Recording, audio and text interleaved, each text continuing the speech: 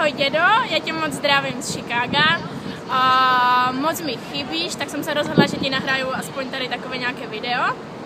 Já jsem teďka přijela na Union Station, což mám od domu vlakem asi 40 minut. A zkusím ti něco ukázat. Tady, když vylezu z Union, tak hnedka tady je obrovská Sears Tower, to je nejvyšší budova celé Ameriky. Máme asi 17 stupňů, strašně fouká a počasí se tady mění fakt z minuty na minutu. A lidi tady říkají, že pokud nejsi spokojený s počasím, tak počkej 2 minuty a pokud je to lepší, anebo taky horší.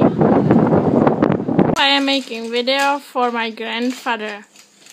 Colin, can you say ciao? Can you say ciao? Ciao! Ciao. Gavin, can you say hello? Ciao. And here's Aaron. Ciao! Ciao. These are my kids.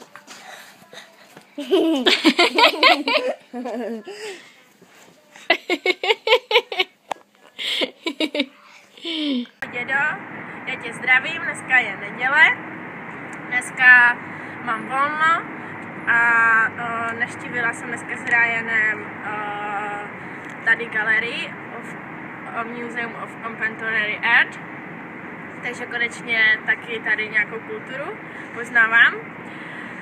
Příští týden mám ve středu dělám testy na řidičák, tak doufám, že to dobře dopadne. A byla jsem týden zpátky, jsem dělala zkoušky rozřazovací ve škole, aby zjistili,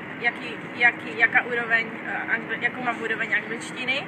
A jsem strašně ráda, protože jsem skočila o 3 levely nahoru a budu v té nejlepší skupině, takže jsem za to moc ráda.